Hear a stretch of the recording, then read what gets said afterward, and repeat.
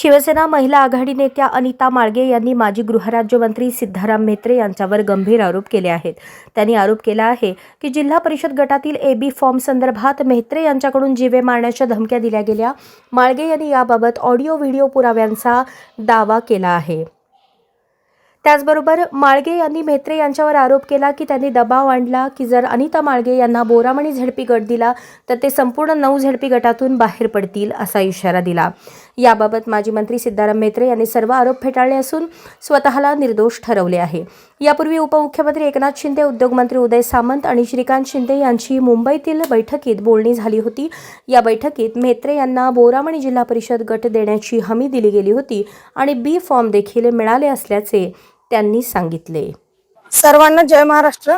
तर सर्वप्रथम काल जी घटना घडली तर परवा दिवशी ज्यावेळेस शिंदे साहेबांनी मुंबईला आपलं मीटिंगसाठी बोलवले होते जिल्हा परिषद पंचायती समिती संदर्भात, मग आम्ही ज्यावेळेस गेल्यानंतर मी शिंदे साहेबांना क्लिअर म्हणलं, साहेब मी बोरामणी गटासाठी इच्छुक आहे आणि आज एवढं चांगल्या पद्धतीनं काम आहे, एक तुमची लाडकी बहीण म्हणून बहिणीला पूर्णपणे न्याय देण्याचं काम तुम्ही करा आणि केवळ इच्छुक म्हणून आहे म्हणून डायरेक्ट म्हेत्रे साहेबांनी आम्हाला जीवे मारण्याच्या धमक्या किंवा दुसऱ्यांच्या मार्फत जीवे मारण्याच्या धमक्या दिले आणि त्यांना उडवतो, गोळ्याने उडवतो म्हणून बोलले किंवा जाता जाता त्यांचं पूर्णपणे कार्यक्रम करतो म्हणून बोलले। मला म्हेत्रे म्हणतात आणि काल परवा आलेले आम्हाला राजकारण शिकवायलेत का, हे अशा पद्धतीने पूर्णपणे दुसऱ्या व्यक्तीच्या मार्फत आम्हाला सांगायला लावले त्यांनी। मग सांगितल्यानंतर कारण त्यांचा आणि आमचा तरी संपर्क आता जे अक्कलकोटच्या नगरपालिकेच्या निवडणुका झाले तेव्हापासून अजिबात संपर्क नव्हता। आज साहेबांसाठी काय काम केलं त्यांच्या जीवाला पण माहित आहे आणि मला पण माहित आहे आणि पूर्णपणे अक्कलकोट नगरपालिकेसाठी झटलो, त्यांना पक्षात आणलं। नाही, आज मी बोरामणी झडपीसाठी इच्छुक असल्यामुळेच ना, आज त्यांनी त्यांच्या कार्यकर्त्याला न्याय देण्याचं काम करू लागलेत। आज त्यांचा कार्यकर्ता पंचायत समिती सदस्य धनेश आचलारे यांनी स्वतः थांबलेले आहेत आणि कारण त्यांना तिकीट नसेल तर पूर्णपणे मी 9 झडपी सोडतो असं स्पष्ट आमच्या शहाजी बापूंना बोललेत।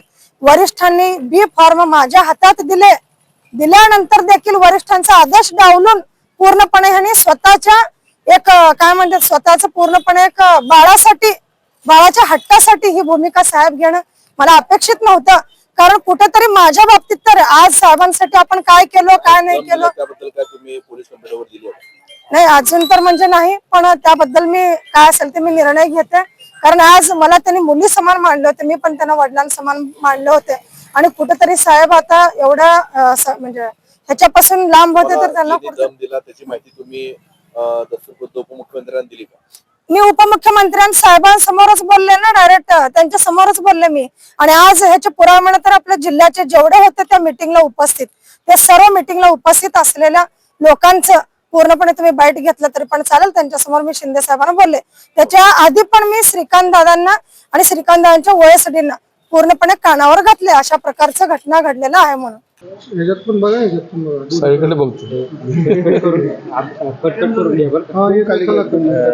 आपल्या पक्षाच्या नेते आहेत अनिता माळगे, त्यांचं असं म्हणणं आहे की आपण धमकी दिली, जीवे मारण्याची धमकी दिली, बंदूक लावून उडवेन किंवा गाडी खाली चिरडेन, जिल्हा परिषदेच्या फॉर्मवरून असा करण्याचा त्यांचा आरोप आहे, काय उत्तर? नाही, तसला कुठला धमकीचा प्रकार मी केला नाही, कोणाला धमकी दिला नाही आणि सगळ्यांना माहीत आहे सिद्धाराम म्हेत्रे कसा आहे काय आहे, कोणाला आजपर्यंत धमकी दिली नाही, कोणाला चापटसुद्धा मारला नाही, गोळ्या घालायची लाभची गोष्ट। हे प्रकार काय म्हणजे अनिता माळगे यांना जिल्हा परिषदला उभारायचं होतं, मग त्यांनी जिल्हा परिषदेचा तिकिटासाठी प्रयत्न करत होते। तिथं आमचा धनेश आचलारे म्हणून पहिल्यापासून काम करत होता। आम्ही त्यांना सांगितले बा जिल्हा परिषदला उभारायला अजून तेवढं तुमची तयारी झालेली नाही, ते धनेश आचलारेंनी तयारी केलेली आहे।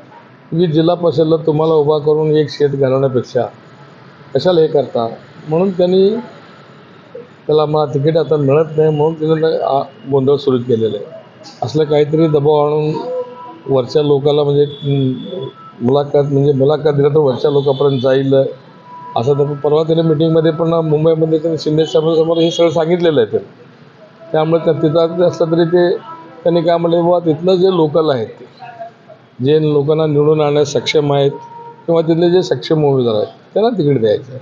नुसतं पदाधिकारी आहे म्हणून तिकीट दिलं तर काय निवडून येऊ शकत नाहीत, म्हणून आम्ही त्यांना सांगितलं बाबा तुम्ही काहीतरी ते बचत गटाचं वगैरे काम करता ते करा। तसं काय असलं तर सुरुवातीला ह्यांनी काहीच नव्हते, काँग्रेसबरोबर होते, आमच्याबरोबरच होते. त्यांना 10 कॉम्प्युटर मी स्वतः दिलेले आहे. त्यावेळी कोणी यांना 5 बदल केले नाही. मग नंतर भाजपकडे गेले काही दिवस त्यांनी. मग तिथं काय झालं की सोडून शिवसेनेत गेले.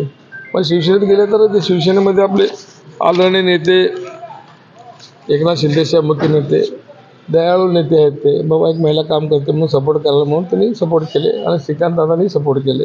त्यांना कुठलं तरी 5 कोटीचं हे मंजूर करून दिलं. तर तिकीट मिळालं म्हणून आरडाओरडा करणं बरोबर नाही. तुम्ही तयारी करा, भविष्यकाळात होईल. तिकीट दिलं होतं, एबी फॉर्म आमच्या हातात दिलं होतं, मात्र मेत्रे साहेबांनी ते फॉर्म परत काढून घेतलं. शहाजी बापूंवर दबाव आणून असं त्यांचं म्हणणं. फॉर्म दिलं होतं खरं? तुम्ही शहाजीबापूला विचार, मला माहीत नाही त्यांच्या हातात दिले होते का शहाजीबापू, मला काही नाही. अजून एबी फॉर्म माझ्या हातातच आलं नाही. आता ह्यांच्या हातात कसं गेलं मला माहीत नाही. एक प्रकारे आणखी एक आरोप त्यांच्याकडनं केला जातोय की तुमचा जो प्रवेश आहे शिवसेनेतला तो अनिता माळगेंच्या माध्यमातून झाला. होय. एक प्रकारे ते मोठ्या नेते होय, आहेत. बरोबर आहे ना. आंतरराष्ट्रीय नेते आहेत अनिता माळगे, सगळं जगातले देशातलं सगळं प्रतिनिधित्व करतात. त्यामुळे त्यांचा ऐकून शिंदेसाहेबांनी मला प्रवेश दिला असेल. वरिष्ठ पातळी या बाबतीत काय तक्रार करणार आहात का? कशा पद्धतीने? कोण? मी कोणाच्या तक्रार केलं नाही कधीच माझ्या आयुष्यात. काँग्रेसमध्ये असू दे किंवा आता मी शिवसेनेत आलो आहे, माझ्या आयुष्यात मी कुठलंही कोणाबद्दल तक्रार आजपर्यंत केलं नाही आणि करणार पण नाही. काय करायचं मला तक्रार करायचं? कर नाही तर त्याला डर कशाला? जिल्हा परिषदेमध्ये आहे, मात्र सोलापूरच्या बाबतीत विशेषतः अक्कलकोटच्या बाबतीत त्यांचं असं म्हणणं आहे की अक्कलकोटमध्ये आम्ही कोणाची युती करणार नाही, स्वबळावरती लढणार आहोत. आपली काय तयारी असणार आहे अक्कलकोटमध्ये? आमची पण तयारी आहे लढायची. आम्ही पण तयारी केली आहे स्वबळावर लढायची. राष्ट्रवादीसोबत बोललो. हो, राष्ट्रवादीचे आले होते माझ्याकडं. ठीक आहे बाबा म्हणलं, आम्ही सोलापूर महापालिकेत केलेलं राष्ट्रवादी युती, आमच्या नेत्यांचं चर्चा करून आपण निर्णय घेऊन असं सांगितलं त्यांना. शक्यता स्वबळाची? शक्यता 16च्या राष्ट्रवादीपर युती होण्याची पण शक्यता आहे. धन्यवाद.